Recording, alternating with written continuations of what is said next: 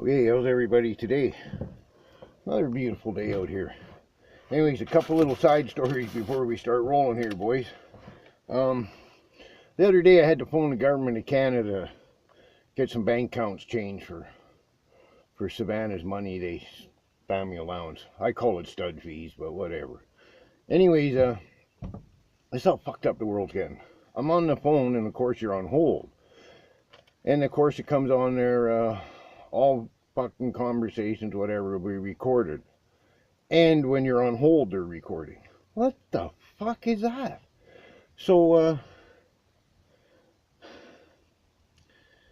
that means they're listening to all kinds of these trigger words, I guess, like bomb and guns and shooting and ammo and all that fucking crazy shit.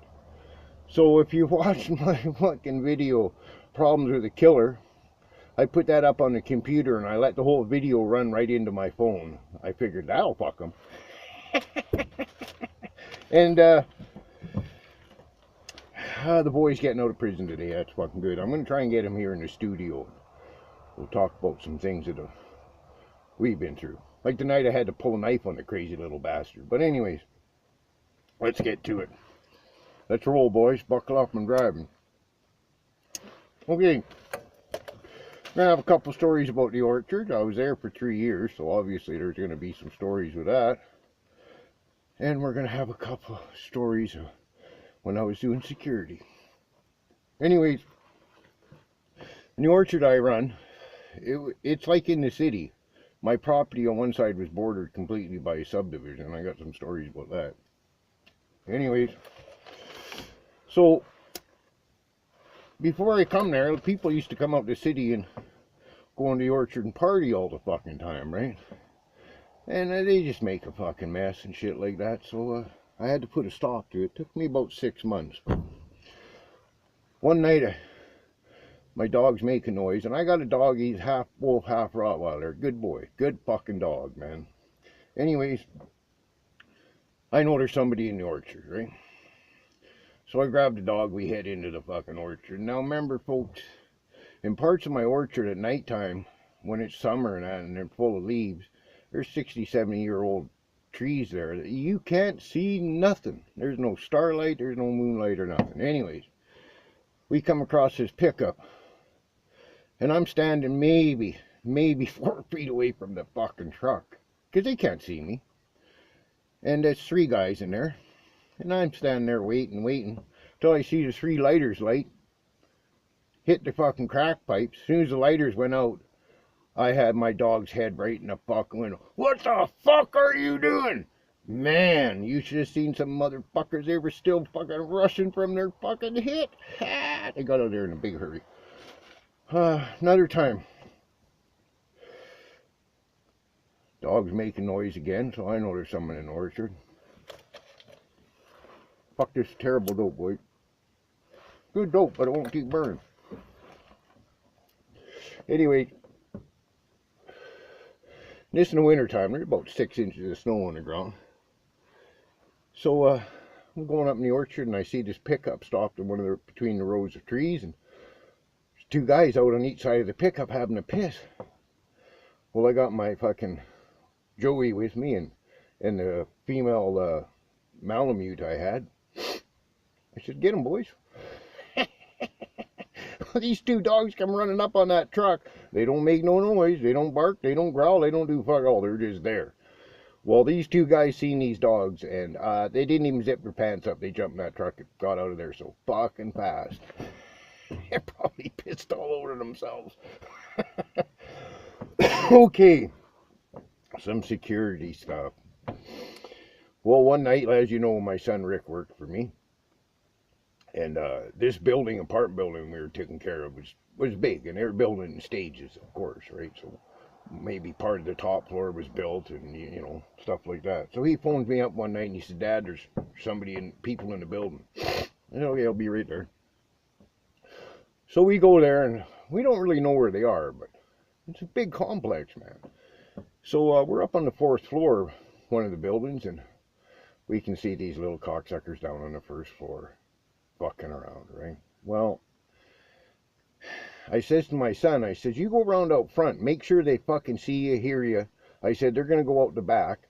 I'll be standing out the back with the dog, right? It's like flushing fucking deer, right? So, oh, where the fuck did I put my lighter? Oh, there we go. He does it. Of course, I'm standing there in the dark, and these two kids come running right fucking towards me, right? Poof, they see me, and they start skidding to a stop. I say, stop, I'm going to let the fucking dog go. Well, of course, they're not smart enough to stop. They turn and run the other way. I let go of my dog. I said, get him, Joe. Joe makes about 2-3 bounds at this one kid, and he just freezes, right? The other kid keeps running. So I grabbed the little fucker by the scruff of the neck. The other kid got it about maybe to the street before my son tackled him. And so I got this little kid by the scruff of the neck. I got my dog on a leash in the other hand, and I'm going to my dog. You want him, Joe? You want him? You want him? My fucking dog's freaking out. This fucking kid's bawling his fucking eyes out. Well, by the time the cops got there, this kid's going to call. He's trying to get his dog to eat me. Well, one fucking thing, boys, I don't think them kids will be fucking around anybody's building anymore. Cops. Well, seeing as you're the head of security, there is some protocols I gotta follow. I don't mind bending rules, but, you know, sometimes. And the general manager of this company was ex-RCMP, and he didn't like me at fucking all, but the owner of the company was quite partial to me. Anyways, there's somebody in the building one night, and I have to phone the cops. There's sort of things you gotta do. So these 3 fucking cops show up. And there's one lady cop. So we're searching the building. Remember, there's no lights on in there. Fuck all, it's dark, right? And this lady cop, she says to me, she says, how the fuck do you do this every night? She says, I'm scared shitless and I got a gun. Oh, ma'am, you see that fucking dog that's 5-6 feet in front of me? He knows everything long before he hears, he smells, he knows. And remember, he ain't letting fuck all happen to me. I'm the one that fucking feeds him. Anyway, one night Rick phones me up and there's 15-20 kids in the parking lot, for fuck's sakes, right? So I go over there to help the situation. I don't know if I helped or hindered it, but whatever. Well, this one motherfucker, you know, a fucking tall kid, a 6'6" or something, a fucking mouse and motherfucker, I'm telling him, get the fuck off the property. And the way it works, you tell somebody 3 times, your security, get off the property, they don't.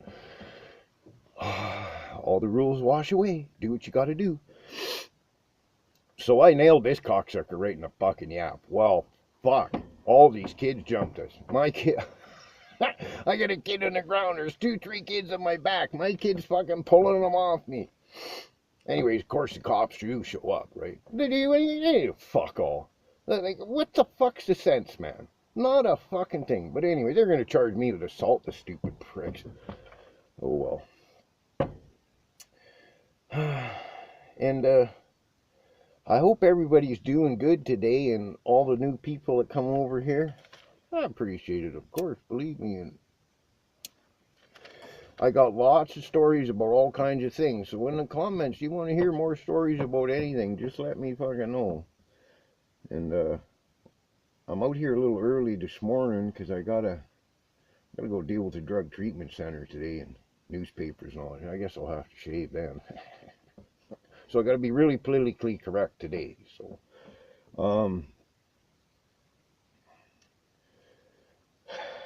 and the hippie girl, I'm going to try and get my buddy Rebel Bob on here. I'm going to try and get my other son on here too.